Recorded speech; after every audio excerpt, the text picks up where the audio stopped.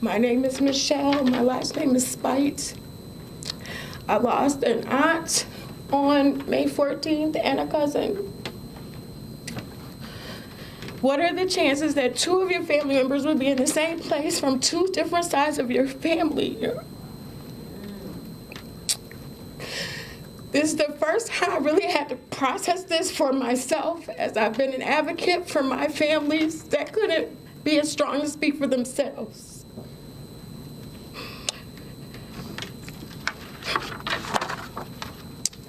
The calculated manifesto that you derived, the way that you started on a street that I grew up on.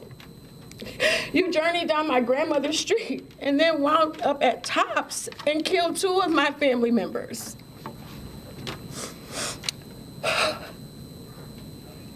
My cousin Pamela Young, Pearl Young was her mother. She was her only daughter. So I stand here to represent James Young, her son, Damon Young, her son, Pamela Young, her daughter, and all of her grandchildren, Oriana, Greg, Nate, and a host of others.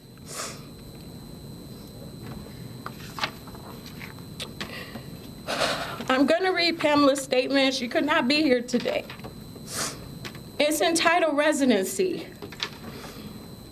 What will take up residency? Will it be May 14th, 2022?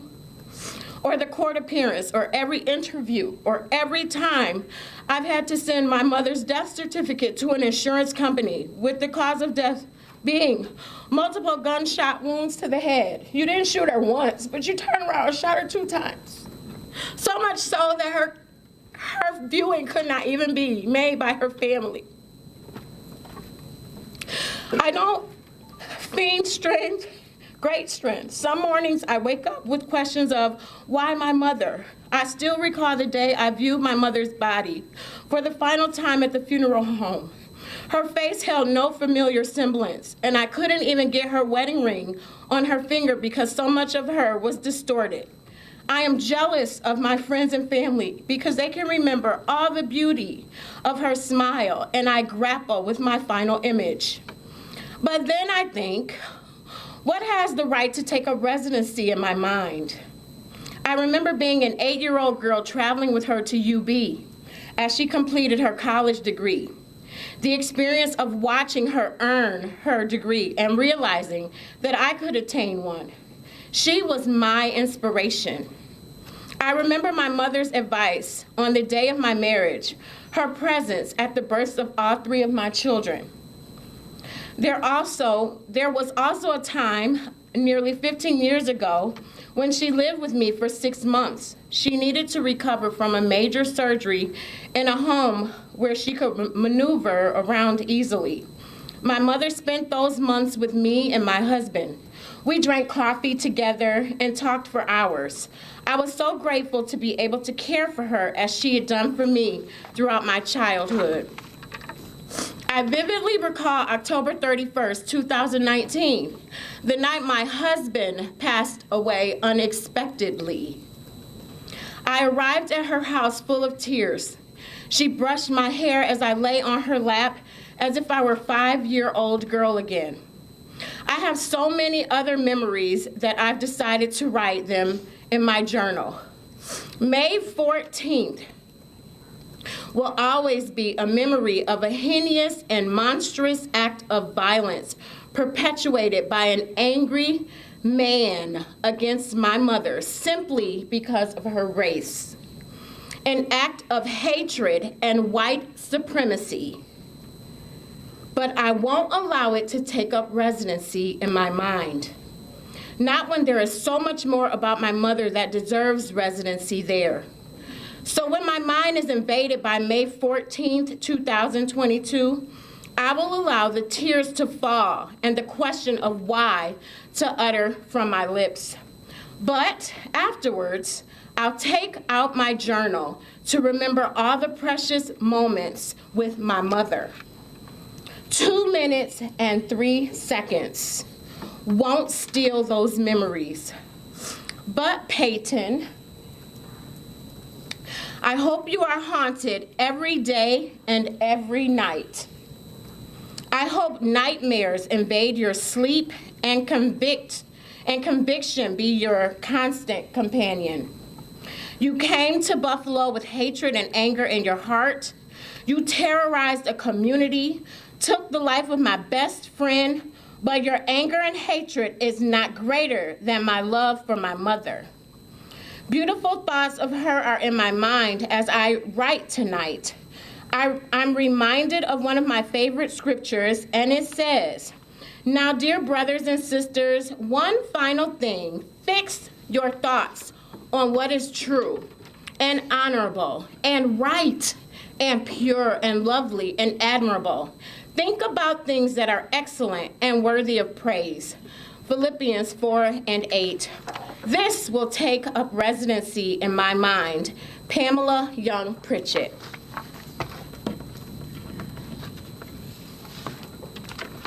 And the final reading on behalf of the Morrison family, specifically Fred Morrison and his mother, who is 72, who on her birthday buried her son. Thanks, Payton, for that. Dear sirs, the dreadful afternoon of May 14th was the day my world was turned upside down.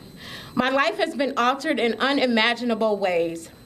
The sheer agony I felt waiting at the Mikowski School for the confirmation that my brother was one of the victims of this senseless massacre by a white supremacist is riveting. I never imagined my best friend, my only left brother, one who I shared holidays, birthdays, football game days, and most remarkably, our most precious gift we share in our mom. Now, all Mom and I have left are a million questions of why, tons of lifeless pictures and a plethora of distant memories and countless tears of insurmountable pain. Thank you for that, Payton. Oftentimes, my daily struggle is the feeling of not even wanting to live my life without him. Margus and I were inseparable. Margus was the middle son, the only living brother I had, the one that fiercely protected me and my mother. He was preceded in death by my eldest brother, who died suddenly from a heart attack. Now guess what, Payton? I'm reliving the pain of loss all over again on an entire new level. Since his murder, I sometimes find myself challenged by not being able to sleep soundly, paranoia going through stores, and in my daily routine, always watching my back, as if there was a target attached to me. The added responsibility of being the primary caretaker for our mother, who suffered a stroke, in case you were concerned, and losing capacity to speak. I'm now left as the only child and pillow she sheds her tears of missing her baby boy Margus Morrison on. No mother should have to bury their child, but my mother buried her son Margus on her 72nd birthday, and Margus' daughter buried her dad on her 16th birthday. I hope you spend the rest of your life, every second, every minute, every hour, rehearsing the daunting sound of the screams and the echoes of the lives you snuffed out. I pray that when you blink your eyes, Payton, you close them at night to sleep, and you see images of the slain and feel the burden of the sorrow from every family member and friend of the fallen loved ones in our entire community of 514. I pray that every second and every minute of your 24 hours will haunt you as the absence of my brother at every birthday, holiday, game day, family gathering, and all the other times we shared that have now become nothing but gloom and grueling for me and my family. The fact that you can sit in this courtroom with no remorse, flat affect, emotionless, shows the essence of your privilege, sir. One that my brother never had and never will. The fact that you are surrounded by white officers after you casually surrendered while my brother's blood drained from his body is a testament to society that we have a long way to go. And some people's blood is just not as important as others. That's the reason you lived. And you have the privilege of being protected. Needless to say, there is one, and I must address you. There is one Payton that sees all, and you will not escape the fury of the Almighty.